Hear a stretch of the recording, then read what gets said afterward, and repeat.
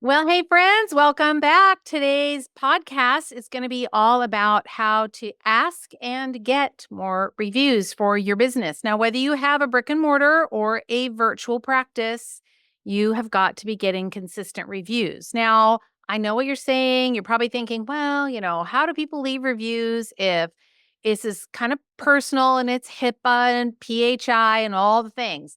But there's actually a way that you can do it, and you can do it really effectively, and it doesn't take much. You have to give a little thought. But, all this situation that's going on in my brick and mortar up in Seattle, I've been spending some time thinking about, okay, how do I really, really lean into reviews? And there's one thing that I've learned about patients, especially in a med spa situation. They don't often like talking about what they had done. So it's so funny to me. Like, we obviously up here, we don't do Botox, we don't do fillers or injectables. We do none of that. Everything is as natural as I can get it. Like, it's nothing invasive, nothing harsh, anything like that. So that's a marketing advantage for us is that, we're basically like a wellness spa. We're going to take care of you and enhance your natural beauty without having to add anything extra from the outside to make you look artificially a certain way. But it's so funny to me how people will say, oh, they don't want to leave a review because they don't want anybody to know that they had something done, but they've had so much filler put in their lips that they have duck lips or something. That part makes no sense to me. I'm like, I don't understand. If I'm doing something that's natural, that's going to make you look better, then why would you not want to talk about it? And but they just don't. So it's a really challenging for me in the aesthetic space to get people to leave reviews. So I've had to be really creative about this. So if I can do it, friend, you can do it. So let's talk. We're going to be really honest about how to get more reviews. I think if you are a solo practitioner, it probably feels a little disingenuous to you to say, could you leave me a review? I would never recommend talking about it like that. Like, it's not, would you leave me a review? I think that first we have to think about how to language this in a way that doesn't feel awkward or uncomfortable or self serving on our part, especially if, like, for right now, I am a sole provider, I'm a sole practitioner up here in the med spa. So, for me to say, would you leave a review? It feels a little funny. So, what I do instead is when they are so excited and so happy with their result, which is usually like a follow up appointment, or we've done an in office treatment that has really visible change right afterwards, and they are ecstatic. I will ask them to share their experience. Would you do me a huge favor? And almost always at that point, they are so happy. They're just like, oh my gosh, my face looks so amazing. Right then, I'll say, would you do me a favor? Would you share your experience about the XYZ, whatever facial or whatever we did? And when they're on that high, they're far more likely to do it right then. Sometimes I will even hand them the iPad and I will say, here it is right here if you just want to do it really fast. Because I know what happens. They leave and life happens and they don't leave the review. And then I got a little follow-up series that I'm doing with them, which we're going to talk about in a minute. But if I can capture it right then when they are on a high, but I always start by asking them, would you do me a favor? Of course, this is if you have a good relationship with someone, right? I would never ask someone to leave a review if they were grumpy or mean or had been not engaging. I'm such an outgoing, friendly person that I can make friends with just about anybody. Like, you got to be really a miserable human being to not be friends with me because I can make friends with anybody. And so most of the time, the patients are like, sure, I'll do you a favor. No problem. I'll say, would you share your feedback about this XYZ treatment? Because people ask questions all the time. What is it about? And does it actually work? Would you share what just happened? They're like, oh, yes, of course I will. I love it so much. So there's one way. So it's all about how to kind of language it so that it doesn't feel so self-serving. I think that will help you get over your maybe apprehension about it. Now, if you have a front desk person, so much easier because at that point, then you just have the front desk person say, hey, listen, would you leave a review for Dr. So-and-so? It would mean so much. And he loves reading them. And it really does help us help more people because there are people out there like you who didn't know that there was an option to have their back pain gone or to have their digestive system better. And you know what that feels like. And so we really would love to get the word out, and it helps us so much. Would you be willing to do that? Then when the front desk person does it, that's real easy because now you're talking third person about the provider. So that's an easy one right there. Another easy segue into that is for the front desk person to say, thank you after the patient says, yeah, sure, I'll leave a review. Then the front desk person says, oh, thank you so much. I can't wait to read it. Or I'm so excited to read it. I can't wait. Now what's happened? The patient is on the hook, and they know it because they know someone's going to hold them accountable. And it's that sweet little front desk girl who has little cute blonde hair and she's just happy and perky all the time. And now she's going to be looking like, oh crap, I got to get this done. And then you can slide the iPad across the counter at them, or you can, send them a link. Just say, hey, I'm going to text you a link really quick. Is that okay? They're not going to say no. And they might say, oh, would you send it to my email? Okay, fine. If you send them a text or you send them an email, however you give it to them, you can also create a QR code and put that on everything in your office. You want to make leaving reviews super, super easy. Really, that's the whole point of this conversation that we're having today.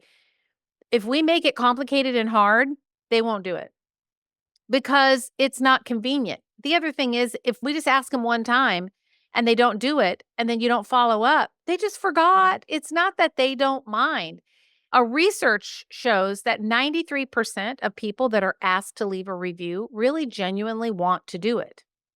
And 78% of people said that the quality of online reviews about a business was the number one determinant for whether they wanted to do business with that business. So, simply said, your patients really do want to leave reviews. Mine do too. They just like to hide a little bit. But I tell them you can do it anonymously. But patients really do in general, they really do want to leave reviews, especially if they've had a good experience. But they also want to use those reviews to make buying, purchasing decisions about who they're going to work with or not work with. So it really behooves you to put a system or a plan in place to be able to, I'm going to say chase after, but I don't mean that really. Like, I don't mean chase, but you want to pursue a little bit, or follow up is a gentler way to say the same thing. You want to make sure you've got something in place so that you're actually following up on those people that you know would leave you a great review. So now, how do you ask for it? Well, we talked about doing it very gently, at the front desk, or you just say, hey, listen, it would mean the world to me if you could just leave your feedback about your experience, because so many people are curious about this and they don't know if NAET works, or if, muscle testing work, whatever it is that you do, right? If this saliva testing and hormone, you can really actually fix your hormones. Or a lot of menopausal women don't believe that their hot flashes really can go away. Would you be willing to share your story? And people love to talk about themselves. So you're not asking them to give up their firstborn here. You're just asking them to share their opinion. And most people are really happy to do that. So you can do it in person. You can send a link over text message or email. You can do that.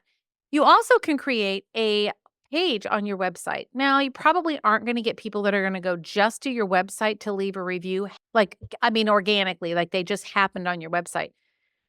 However, this does make it really, really easy for your patients, because if you can just give them a link to your website rather than a Google link where they have to have a Gmail, or for some other review software that you might be using, if you can just send them on your website, if you just have a page that says, testimonials or reviews, whatever you want to call the page, if you just put them there and there's a place in there that says leave your feedback, that makes it easy for them. And they feel comfortable because they're on your website. Some people are kind of tech challenged. Like they don't, this Google review and Facebook review and review software. Sometimes they get overwhelmed. Just make it easy for them. So give them a link to a page on your website. And that page just has a little big button on it, little copy that just says, click here to leave a review or to let us know about your experience with Dr. Jones. And off they go. Then they can leave that review. You can also post about it on social media. As I mentioned, you can create a QR code and put that QR code on anything that goes home with them. Okay, think about this. Anything that goes home with them, every handout you give them, every receipt you give them, anything that's printed on paper that goes home with them should have a QR code that links to either that website page on your website or your Google page or wherever you want those reviews to go. So everywhere should have a QR code on it. It's got to be on everything. The other thing you can do is you can put it in your bio and you can link it or pin it to the top of like your Facebook page. You can put it in your Instagram bio or on your YouTube or wherever you're online, wherever you are. And then you can always have a planned kind of a follow-up strategy. So the way that I think about patients is I think about my A, my B, and my C patients. A patients are the people that will do anything for you. They will do anything for you. They'll do anything.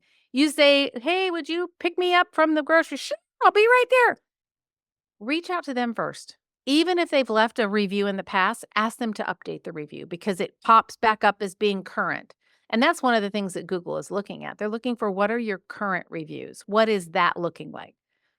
So you can ask your A patients. All of your A patients should leave a review. You know them well enough and they love you. If you had a practice full of A patients, you would be so happy. So you want to ask them. And then you want to set up some kind of a once a month. I like to send it. Once a month, you're going to send either an email or a text, whichever you prefer, out to your entire patient base. And you're going to ask them for feedback. Now, if you have patients that like haven't been in maybe 6 months, I probably would remove them from the list. I would take them off the list because you don't need to ask somebody that's not been in for a year for a review. I had an air conditioning company that we had do some work for us, and then we had to cancel the appointment because we were out of town or they were going to do work for us, and we had to cancel the appointment. They were out of town. Somehow they were not paying attention, and I got on their list, and every month they sent me an email and a text message asking me for a review. They'd never even done any work for me. So you want to exclude the people that are maybe on your list but haven't worked with you or people who haven't been in for maybe 6 months. But if they're active, we'll call them active patients, every month send them a link, just a quick email with a link that says, "We would really love your feedback. It means so much." And tell them why. There's a lot of competition out there, and there's a lot of wellness practitioners that frankly aren't great. And we know that what we do here is changing people's lives. And we would love nothing more than to have you tell us your story about how XYZ Chiropractic Wellness Center has changed your life. If you make it easy for them, they will do it. It's not hard. So engage your front desk staff. If you don't have one, then you're going to do it, but you just language it. Ask them to tell their story. Can you share your story? Don't try and not ask for a review or feedback at their very first visit unless you've really made a strong connection with them.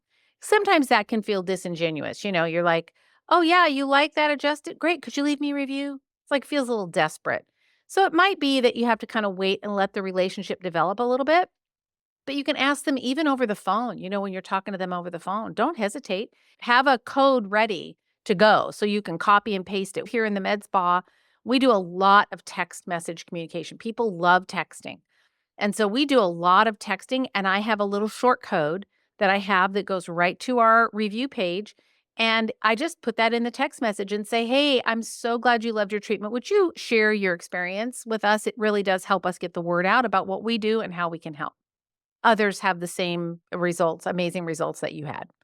Most of the time, they're really happy to do it. I sometimes have to remind them a couple of times, but even if they don't respond the first time, it's okay because I now have emails that are going out every month to my active patients, and those people are getting a little reminder. And I also have it set up so that if they have left a review, they don't get another one. I don't have them on the list. I have a little tag for them. It says that they left a review, so those get excluded from the list.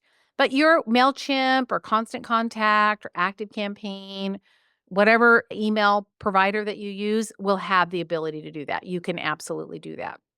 So That's my 2 cents about getting reviews. They really are so, so important. Google weighs them very, very heavily for local SEO. And if you have a brick and mortar, it's really essential.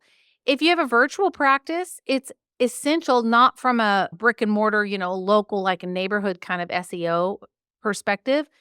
But when people are looking for someone with a specialty and you show up and you're the person who ends hot flashes naturally, we're gonna, say goodbye to your hot flashes forever with our 3-step, process in 3 simple weeks or 3 short weeks or something. Whatever your big, bold promise is, you wanna make sure that you've got people that are talking about that. "Oh my gosh, I worked with Stephanie and my hot flashes were completely gone in 2 weeks. It was less than what she said." We wanna make sure that they're specific. We don't wanna say, "Oh, I knew Stephanie from when she was a little girl and when she was running around in a diaper in the backyard, blah, blah." We don't need that on the review. So sometimes you have to kinda help them, coach them a little bit, like, "Hey, here's some tips about what you can talk about." And I'm telling you, people will do it. They really do want to do it. They want to help. People want to be helpful. I mentioned last week in the podcast that I was thinking about starting another podcast. It's called What is Wrong with People? But I would say, people that leave gnarly reviews just for the sake of leaving gnarly reviews, yeah, that's a what's wrong with people for sure. But most people aren't like that. Your patients love you. They care about you. They are committed to your success. They don't want you to go away, right? Because you're providing a valuable service. So don't lose that. Don't lose sight of that. Don't be afraid to ask them to give you feedback about what they can do to help you because you've been so kind and you've helped them with their health. And they really do want an opportunity to reciprocate. So there you go. That's what I got for you this week. If you want more info about how to really grow and scale your business. If you're tired of trying to figure it out on your own, you're kind of feeling like you're on the struggle bus, overwhelmed all the time, and you just are not sure what to do and how to get yourself out of debt or how to get yourself into a more profitable place in your business, and you don't want to sell your soul and spend a whole bunch of time and money, waste it on shiny objects that come through your feed on social media promising that they're going to, take you to $1 million practice in 3 months or less. If you don't want to waste your time and money on that and you want real tried and true my own experience in the trenches in small businesses that serve people, like in the med spa, like in my brick and mortar, like in my virtual practice, then I really would love to have you inside Clinical Business Academy. All you have to do to apply is go to rondanelson.com/CBA. On that page, you can click the link. You'll fill out a short form and then schedule a call with me. And you and I will chat together to see if Clinical Business Academy is a good fit for you. And of course, I've got lots more information on reviews and your proprietary process and identifying your niche and oh my gosh, so much things. So there's so many things. So there's lots of self-serve content, but there's also lots of one-on-one with me or group one-on-one and in small groups. So I'd love to have you if that's something that's important to you and you really are serious about growing your business. I got you, friend. All right, take care. Thanks for joining me on the podcast. Talk to you later.